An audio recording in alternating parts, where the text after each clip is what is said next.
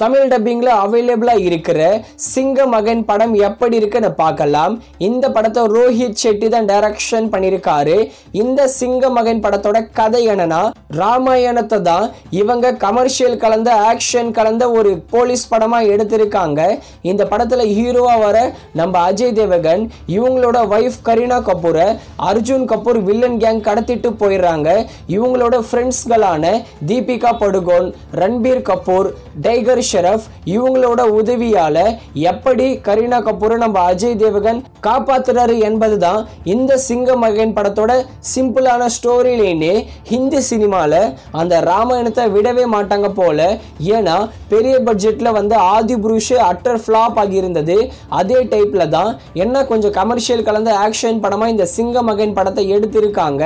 இந்த படத்தோட பாசிட்டிவ்னா சினிமோட்டோகிராஃபி மற்றும் விஷுவல் தான். இது மட்டும் தான் அந்த படத்துல ரொம்பவே நீட்டா கலர்ஃபுல்லா பார்க்க சூப்பரா இருந்தது. மற்றபடி பிளஸ்னு சொல்ல ஒண்ணுமே இல்லை. இந்த படத்துல நிறைய பேர் கேமியோவா வருவாங்க. தீபிகா படுகோன், சல்மான் கான் கேமியோ கூட வருவாரு.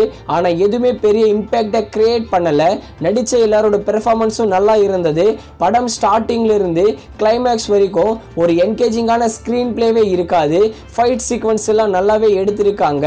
பார்க்க ஒருத்தே இல்லாத படம் தான் இந்த சிங்க மகன். சிங்க மகன் படத்துக்கு நாங்க தர ரேட்டிங் 5க்கு 2.25 கொடுக்கலாம். அதுக்கு ஏத்த படம் தான் இந்த சிங்க மகன். இந்த படத்தை தமிழ் டப்பிங்ல இப்போ அமேசான் பிரைம்ல ஸ்ட்ரீமிங் பண்ணிருக்காங்க. தமிழ் டப்பிங் நீட்டா ரொம்ப நல்லாவே பண்ணிருக்காங்க.